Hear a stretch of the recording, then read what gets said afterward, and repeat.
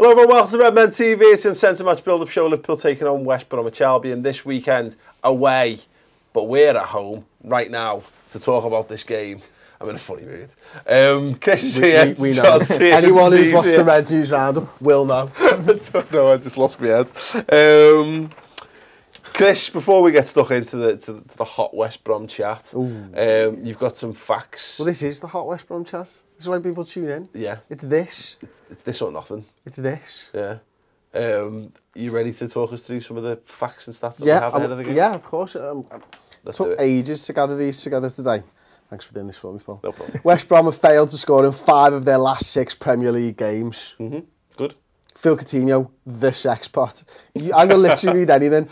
Has scored in the last 3 Prem games. He has never scored 4 in a row. We just talk while I just check the rest because I know what you're like. No, it's fine. West Brom have more goals from corners, 14, and headed goals, 14, than any other Premier League side. West Brom have taken 2 points from the last possible 18, only winning 1 draw, 1 losing 4. West Brom have the lowest average possession in the league at 36.5%, and they have no significant injury absences. They're 8th in the table. Liverpool are 3rd. We shouldn't be worried about them, but we are.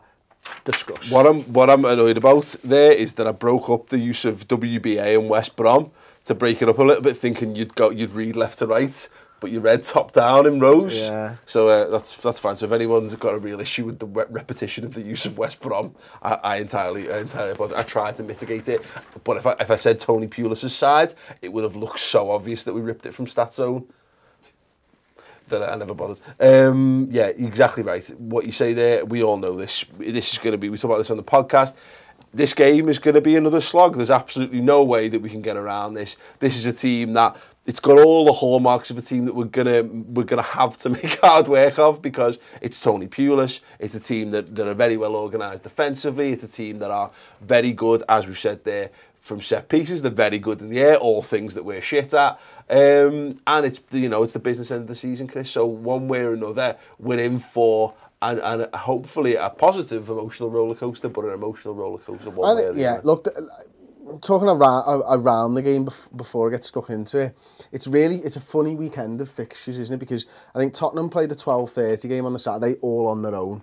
Man City played the 5:30. Who they played? They're not playing anyone. They're just playing themselves. Give them the 3 points now, lads. Then there's the 3 o'clock games, and then there's the 5:30 game. I think it's Man City, so they get to put a little bit of pressure on us. We play the 1:30 game on the Sunday, but we need to be thinking about this and going in and go, Man United, the 4 o'clock game on the Sunday. They're playing Chelsea at Old Trafford. That's a tough game for them. We can put some pressure on Manchester United. We need to be going out there and thinking, just steamroll these. Look, we know that they're going to bombard us. Jurgen Klopp knows that they're going to bombard us. Long throws, long balls into the box. They're going to get around our goalkeeper from corners. They're going to do everything they can. We know this. Us fans know it. Jurgen Klopp will know it. He'll send his team out there, and they'll be fighting tooth and nail to prove again, or maybe for once, that we can go up against this type of a side and do well. This side shown fight, Paul. You know, Bournemouth, we were 1 goal down. It was a disappointing draw, but ultimately we were 1 goal down. We dominated Everton, and we came back and we really shouldn't have, because we were so shit against Stoke. This side is showing the fight that's needed to get into the top 4. We need to show the fight to believe in that side. Yeah. The big concern is not the fight for me. It's the fact that we keep conceding stupid goals and going a goal behind. Because there's the problem we've got, is that we need to translate, John, that fight and the desire to get ourselves back in and to drag ourselves into the top 4. We need to do that, but we need to do the best of our ability, eliminate the stupidity that's going to threaten to eat us alive. Because as much as the positivity out of Stoke was great, and I had an absolute belter of a time at that game, we got lucky. You know, Simon Mignolet, call it world class or whatever. I'm not taking it away from Mignolet, but 6 inches either way, and he's conceded 2 goals and we lose that game. Liverpool need to find a way to be better in the first half of these games. And what Chris is saying, let's steamroll them. Let's do what we've got to do. Let's put the pressure on them rather than us be the enemies for ourselves once again. Yeah, definitely. I mean, I don't want to walk too much over your agenda, but go wild. Everyone knows. But for me, it's the resignation in your voice there is so good. But this would be a game where I look at it and think, now, do you know what? Forget the balls from corners into the area and stuff. Forget 3 at the back. Just go out and do what we do best. Set the team up just to attack and just go at them. And you haven't really seen the team do that much this season, certainly post-Christmas. We haven't seen them go out and go, do you know what, we're better than you. We're just going to score 3 in the first half or in a 20-minute spell. And then if we give one up at the end, well, you know, all right, it's annoying, but, you know, we've still won the game. I want to see us do that. I think he's learning slowly this cautious thing that we're trying to do, where we're trying to just, you know, just get over the line about it doesn't work for this team, you know, with this squad of players we've got. 100%, I totally agree with that, and I think that's been the problem. I did feel that about the game at the weekend, and I think it was his hand was forced by the Coutinho Firmino fitness stay, but I do feel like he went, right, we're going to keep it tight and then we'll unleash these guys in the second half, and it worked. But there probably will, you know, you worry for a law of diminishing returns on that. I would much rather see us, again, spend the first half causing problems for them rather than causing problems for ourselves. Yeah, but I agree with the first point's the main one, isn't it? His players were gone. He had no players left, so he had to just he had to do something, and that was the tactic he chose. It'll be completely different against West Brom. True, but we didn't have that. We didn't have that excuse against Bournemouth. No, and we were sloppy. We started really sloppy against Bournemouth. You're right. It's an interesting. It's exactly the same, pretty much as the Stoke game. Is that they're a team in terrible form who are not playing well at all. But historically have caused us problems. We've seen them at times this season cause problems. They've caused problems recently. The good results they've had have been against good teams. They went to United and just got a defensive 0-0. They battered Arsenal, played them off the pitch in every facet, and you know, obviously scored a couple from corners, and there was an Arsenal goalkeeper mistake in there as well. But they completely dominated Arsenal. But everyone's doing that at the minute. They are, aren't they? You know what I mean? Everyone's doing that. I agree with Chris. We're in good, you know. We're in good form, you know. Yeah. People keep Been saying this, Paul. People keep forgetting how good we're playing. We haven't lost like the draw at Bournemouth is the only bad result in the last like 6-7 games, isn't it? Really, we've won 4, drew 2. Yeah. We're in good form. It's just that because everyone keeps getting injured, and we you know, the first half of Stoke and the last few minutes of Bournemouth might have changed views and stuff. But we're in good form, and yeah. But it's fair. I did a whole thing on the podcast about this today. About everyone thinks we're in bad form and we're not. Yeah, it is. You know why it's bad? January hangover, isn't it? Yeah, it's a bit of January. And also, but it's fair. It's fair. This is the point we keep coming back to on these shows. It's fair because we're not doing anything conclusively to put these fears to bed, and you can't, because until Man United implode the way Arsenal are imploding, and Arsenal continue, but until we are mathematically in playing Champions League football next season, there exists the possibility that Liverpool will cock it up, and all we've then got is, all it would take, I think, is for us to go and put a dominant performance in against West Brom to allay most of those fears, and I think we would actually we would put those fears to rest, if I'm perfectly honest. The problem is that you can't detract from the fact that I think Klopp wants us to score goals in the first half. I think he does want us to beat it, but it is difficult to score goals against teams that don't want you to score loads of goals against. Sorry, go on, John. No, so the thing you've got to do is this is the last weekend, I think, really, where it's a bit out of our hands. If we go beat these now and beat them well, and then obviously, like Chris was saying, you've got United playing Chelsea. Chelsea at the last, United the last kind of team behind us who realistically might be able to get up there. I don't think they will anyway, but to make it safe, if they go to Chelsea and lose, which is probably odds on going to happen, they're slightly out of it then. You don't know what's going to happen with Arsenal this weekend, and then all of a sudden it's the top 4 and it's about maybe going for third. This is the last weekend where we definitely need to get a result, if you know what I mean. I think a draw isn't terrible from this game for a start. I think you can get away with the draw, just hard to fix this week, but it would be nice to obviously go and win. You keep saying this, to rely on other people. No, absolutely. Get a win in, right? It'll be great. Get a win in. Yeah. No, seriously, because then Manchester United will focus on the Europa League. Yeah. No, absolutely. I mean, I want to win obviously, but I don't think Ed should fall off it, or you know, it go mad if we draw. But you keep saying this, but I think we're guilty sometimes of talking opposition up too much. These went to Watford a few days ago and got battered. Absolutely battered by Watford, and Watford aren't that good either, are they? You know what I mean? It's things like that. So you've got to be careful. Don't downplay Liverpool. You know, we're third in the league. At the minute we're the third best team in the country. People might argue City are there as well. Until they're above us in the league, then they're not. They're third. Sure. They're fourth. So we are who we are. They're eighth, and they're a good eighth. They're a good mile away from eighth. They're like 10 points behind Everton in seventh. There's a clear divide there, and we can be guilty. So I don't think Klopp and the players. I think Klopp and the players are more confident than we all are. Yeah. The issue is with West Brom is that we've seen the West Brom goal a lot this season. Ask Arsenal about the West Brom goal. It was a wonderful corner in, and it's Craig Dawson, unmarked, scoring headers. Yeah. They've done, was it 14 corners they've scored from? God help us. That's what you're thinking. You are thinking. So automatically you're thinking, you know what, we're probably going to concede, lads. So can our good lads do what they've done against Stoke and just tear them apart? Yes, we can. Definitely can. You have to, in our heads, I think, the fans who go and all of us have to realise that we're really good. We're a good team. Yeah. We're not the team who finished 8th last year who went to Watford away and got steamrolled. The team who went to Newcastle and got their heads kicked in. We're not that team anymore. We're a really good side. I think, I don't know if you agree, and Chris, you brought it up just then, there's an air of negativity almost at times about everything. And it's mad, because we're one of the most informed teams. We're 3rd in the league. We haven't lost for 7 games, 7 games. Here's the interesting stuff from the stat sheet, right?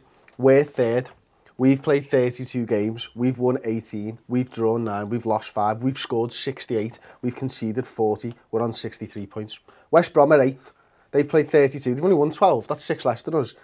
They've drawn 8. They've lost 12 games this season. They've only scored 39 goals. They've conceded more fucking goals than us. Yeah. We've got a better defence than West Brom. They've got 41 goals conceded. They've only got 44 points. Yeah. We're a better side than them. Yeah. And everyone's shitting themselves. It's a bit mad, isn't it? Yeah, no, it's right. But this is the way we live. And I do wonder sometimes the fact that I just think teenagers are just really miserable. And I think because of social media, and most teenagers use social media, I think it permeates through. But no, this is the problem. What it is, right? It's fucking porn online, Paul. Right? Because all they do is you get on there and they get right to the cum shot. It's got a little marker now for you. You can just click it. They don't have to go through everything to get there. Find the fast forward button on your video. Yeah, look, a season is like a really long porn video. Sometimes you've got to sit through the biff, come in and work out why the plumber came and all that, like, you know what I mean? Why did he come round? Why is he going to get in the shower with his pipe and all that type of stuff? And sit through it all to get to the end product. These lads are skipping through. They just want to get to the end. And that's what it's all about. It's porn and social media, Paul. That's what it's all about. Yeah. It's Sky Plus would have been as well. Would have been a good way to describe that. But yeah, it's it's not having just terrestrial telly. That'll do. Yeah, no, I totally agree with you. Do you really? You agree with that? Really? You agree with that? Because I've got no idea what that is. The way you just said, I agree. Are you sure? Or are you just lying to move on? Honestly. You know what the Premier League season is? It's adverts in your show. And when you're raised on a culture of having to sit and watch a programme when it's actually on, which is the more cleaner version of what Chris has just said, then you've got to sit through and you learn ways to cope with it. You learn ways to cope with the home. You learn to block it out and just deal, because you know ultimately you're going to get what you want from it or whatever. But you're right, is that we've got a culture that wants instant success and they want the results. They want to know it now. Yeah, and so yeah, absolutely. Chris is 100% right. It's Pornhub's fault. Soz. And that might have blown any future opportunities. But you know what? Really? Again? What's going on? What future opportunities for Pornhub, Paul? What are you thinking? No, you're not going in porn, are you? No, I'm not going in porn. So. Listen, like casting coach on one of these. Just branding opportunities. Who knows? Who knows which way the world's going? Steve, I'm just saying, don't shut doors. Well, what was the people hate having adverts with us. You set yourself up really nicely there. Speaking of opportunities. Speaking of adverts. You've got a fantastic opportunity to celebrate how amazing Emre Can is in this particular way. Do you reckon this is getting branded? Sorry. Yeah. Here's the thing. We're going to talk about what Liverpool are going to start with and how we approach this game. Here's the thing that's worth mentioning, and I think it backs the points that you've all made. Not all of the points you've made. Some distinct points, which I'll come on to right now, is that this Liverpool team, even though, look, we didn't make it easy against Stoke, and we could quite easily have thrown that game away just as much as we could have won it handsomely in the end. What it's worth noting about the Stoke and the Bournemouth games is it's almost, even though when you look at the final results, sometimes you can go, oh, this is the same as it. It's not. Look at the periods in the start of the second half of both of those games, and Liverpool, and in fact in the Merseyside derby as well, Liverpool just came out and we were absolutely amazing for.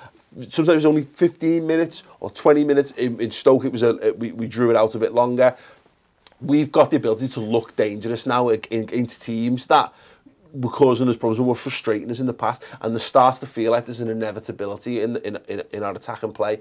Think back to Burnley away from home, think back to Turf Moor and think we had loads of possession in and around the box, but what did we really do with it? We were limited to terrible pot shots and just people, loads of stuff just not quite working out. You know, and I'm sure it carried over on the telly against Stoke, but being behind the goal against Stoke, I genuinely felt like this goal's 100% coming, and that's something that I think we've got going for us, Chris. And even though we've talked about it, no Mane, no Lallana, no Henderson, it felt like at the back end of the Stoke game in particular, the defensive issues will remain until next season, but we might have hit upon something in an attacking sense that gets the best out of what we actually have available. I think you're spot on, because I think, you know, we've experimented with Firmino on the left, we've experimented with Lallana on the right, and all this type of stuff. And what we've done actually is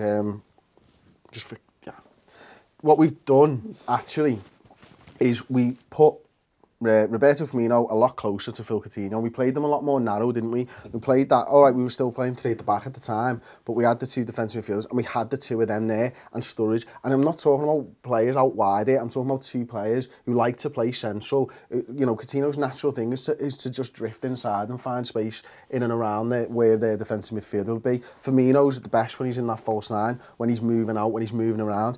These guys, it felt to be, and this is evidence more when Sturridge came on than anything else. Sturridge was dropping in, and the 2 of them were going, and they were hitting that space, and the goal comes from that Firmino's run over the top and stuff. Now, if we can sack off the playing on either wing, and we can play there more central, I think we've got a way where we can play through West Bromwich Albion. And I think that these guys are great when the spaces are really cramped, and they have to play little 1-2s and stuff. And if Liverpool can play like that, then yeah, we'll be sound. Do you think? Go on, Stick. I'm going to nick your job. Do you think he will stick up with the 5 at the back then? No, but I think he can still play a 4-3-3 like that. Yeah. I think there's more onus on Kleiny to come up and down the wing, to be honest with you. And I think, you know, obviously more on I think we will. I don't want us to do it, but I think we will. To match up physically. Yeah, height. First of all, height. But we can do it with our better players now. So Klein can go to right back and Milner can stay at left back. And then your 3 is Chan, Wijnaldum and probably, Coutinho. And then up front is Divock Origi with Firmino in and around. I think that makes sense it's almost 3-4-3, isn't it, rather than 4-5 at the back. I think that's what I do think the height thing is a thing that he's going to worry about. There's talk Henderson might be. I don't think he will be. If Henderson was back, I think he might go back to 4-3-3. But I do think I think this is the last week we'll see the 5. I think one thing that he could do is he could put Lucas Leiva in that defensive midfielder role. Because I think that, you know, West Bromwich Albion are going to give him a little bit of time and space. And he's done well there in some games, admittedly some better than others. As 4-3-3, sorry. As a 4-3-3, and the reason is he's a really good header of the ball, and he can get back there and drop back a level, and you get your centre backs, your extra centre back in that way. I just think from an attacking sense, we need to focus on what we're good at, and we're good at attacking. And our players are better when they know what they're supposed to be doing. Sorry, in that scenario, does that not mean Firmino's playing right wing now? Or is it... Well, right. No, because right wing's there, left wing's there, and the 2 of them are inside here, and the striker's right in front. So it's a very narrow... It's a very narrow 4-3-3. What I would hate is that a Bournemouth first half is when Coutinho's over here and Firmino's over there, and then that's the whole point. Yeah, you don't want that. Well, and that's for that reason. No, I do think... I think we'll see 3 at the back, or 5, or 5 at the back, whatever you want to see it. Because we've just seen the movement towards that in the last few games. You know, it began as a bit like, he's hinted at it. And whether this is us going early on next season's plan, I don't know. You know, because we saw Brendan Rodgers do it when he moved to 3 at the back. He tried it out against Real Madrid at Anfield, and we were like, what the fuck are you doing, putting Sterling up front, mate? He did say in a press conference, I think it was 2 weeks ago, though, that he was forced into this. It's not something that he planned to do. Maybe. And it's not something that he'd say, which is why it makes me think absolutely. Go back. What I will say, if we do it, you almost want it to be, and I'm a bit complicated, but you want it to be 3 centre-halves, then you're 4, and then like almost a 2 in front. So it's like a box midfield, that makes sense. So you've got Klein and Milner on the wing, you've got Chan and Wijnaldum, and then directly in front of them, narrow as almost a square, is Coutinho and Firmino. That's the thing, because I think the worst thing we can do is split logic always seems to follow when we play these teams is that we need width. Well, fine, use Milner and Klein as your width. Don't try and use Coutinho and Firmino. And that's the thing for me, is that I'm The three at the back worries me because I don't think Lovren doesn't really understand that position and Klavan doesn't really understand that position per se. But again, for me, it's always about what we're doing at the top end of the pitch, and what it boils down to is we've got no one who can remotely do what Mane does in that 4-3-3, the way we play it. So whether it is we play it more narrow, whatever, let's just to speak in general terms, I would rather see it whichever it is. Have that, as you say, is Firmino and Coutinho are, let's call them 10.5s or whatever. Yeah, so the half 10s, half wingers or whatever. The idea is they play in the half space. My question's a bit different. It's who do you play up top then? Do you play Origi and look to use his strength against their centre halves and then give Firmino and Coutinho the space, or do you put Firmino up top and then so he's got Coutinho on one side of him, but you use him to drag their centre halves out because they're going to set up to. Or the other one's Daniel Sturridge. Well, I was going to say, I think I just think the question is between Origi and Sturridge. I don't think it's about Firmino playing up front. I think the question is, what do you reckon? Because can Daniel get through 90 minutes? Is the question. And I don't think it needs to be yes. If you answer that, well, maybe not. But if you answer that with yes, he starts. I would do it the other way. I would go. I'd start Origi and then bring Sturridge on. I would prefer Sturridge as your sub. When they're a little bit more tired, maybe. Exactly. Tired legs and stuff. If he can do 90 and play all game, I would do it. Yeah, I just thought, if Klopp was saying, the last few games have been too intense, for him to go from that to playing 90, I think would be hard. I'm not. I agree because I don't think because the logic with bringing Origi off the bench later on is when you got tired legs, his pace and his power. West Brom are never going to start playing a high line. They're never going to lose shape. They're not going to leave massive gaps in behind. So what you'd rather have is guile come into the game, because when you've got tired legs, your ability to get, put little teeny tiny tackles in here and there, you lose the finesse, I think, in that regard. Unless, of course, you're 2-0 up, in which case the Origi second does kind of work. Whatever. Bring Gomez on, mate. Whatever. Shut it down. What I would say is if Origi found himself dropped, I don't think he would complain after last week. He might complain because he's been in a decent little run. I thought that against Bournemouth he was outstanding. I thought he was absolutely outstanding against Bournemouth. But last week in this five at the back, he looked a bit lost. So if we do stick with the 5, I don't think he would be able, he could justifiably complain why you dropped me for this lad. Because we looked more dangerous when Sturridge come on. And listen, he was playing with better players. To be fair to Origi, he was playing with the kids and the young kids and stuff. But we looked more dangerous when Dan Sturridge came on, and he was involved in both, in both goals. Even the second goal, there's a reason why Stoke are playing a high line. It's because they're not scared of Daniel Sturridge. Yeah. So it's a way of if you want to draw West Brom out, you might play Sturridge because they're not scared of him going behind. And let's be honest, they're going to be under the instructions to go and boot the leather shit out of Daniel Sturridge because they'll think that's how you beat Daniel Sturridge. So if you make him sit a bit deeper, you're naturally encouraging people. He's just out of reach. Oh, go on, I'll take another step forward. Fingers crossed. They step out of position. We cost them. We make them play a high line because they just want to kick Daniel Sturridge in the legs. It was noticeable. I thought that Stoke were 10 yards further up the pitch when Origi went off the Sturridge come on, because they just weren't scared of his pace, and rightly so. Or Firmino's. Yeah, exactly. And it bit him in the arse. Just shoot from distance. I was going to say, bit him in the arse, and that you need to do something. If you want to do something to draw them out, it's definitely an option. Yeah. But I think he'll start Origi and then Sturridge is your 60-minute sub, which isn't the worst thing in the world. Yeah, no, absolutely. I think either way, I think provided we get the difference is that hopefully Coutinho and Firmino are firing, and the form they're in at the moment, Chris. Just get them, allow them to do the stuff that they really want to do the most. And both those guys are good enough. We've been spoiled by having 5 guys good enough to win the game for us. When, let's be honest, having 2 players of that calibre should be more than enough to win a game of football. Yeah, the 2 of them are enjoying their football at the moment. Coutinho's on fire. Yeah, absolutely fire. That trip to Brazil, just done since he's come back. He scored for Brazil since he's come back. Whether it was a change of scenery, whether it was just them getting fitter or whatever. And it's a bit of a tangent, but I heard Sam Allardyce talking about Christian Benteke. And he said he was crap. He was for ages, and he went away with Belgium and scored 2 pretty much tap-ins. Come back a different player, and I feel like we're in the same boat with Coutinho. Yeah. For as much as we moan sometimes about international football, and rightly so, I think that break helped us. Yeah. And since he's been back, he was unplayable against Everton. He was pretty good against Bournemouth, and he was unbelievable when he got off the bench. It's interesting because the stat we had at the start was that Coutinho's never scored in 4 consecutive Premier League games. He's that good that I wouldn't. It wouldn't shock me to see him break that. Oh. You know, I mean, obviously, most footballers. He's broken one record, hasn't he? No, two, in fact. Top scoring Brazilian of all time. I don't know whether he broke this, but he's also the top assistant as well. Oh, there you go. So spot on. But yeah, like I say, I think the form that he's in right now, that wouldn't be a fear to me. I mean, odds are players who don't score 1 and 2 or a goal a game inevitably stop scoring, don't they? But you know, normally when I read them, I go, oh, that means he won't. Whereas I kind of think the form he's in, you could see him scoring a bloody goal every game at the moment, couldn't you? So yeah, more power to him. So we didn't do the trivia at the start. We'll do it now. More a point of interest and how Liverpool's approaches will change between this game last season and this game now, because we went to this game last year, Chris. Talking about this game before. Massive I named a few of the players before. It was last game of the season, wasn't it? Yeah, so the trivia question was, name Liverpool's starting 11 from the trip to the Hawthorns last year. Goalkeeper, if Bogdan. you know. Was it Bogdan or Ward? It was Bogdan. It was Adam Bogdan. Bogdan, yeah. It was a reserve, wasn't it? Back four. Flanagan, Smith, Skirtle. Again.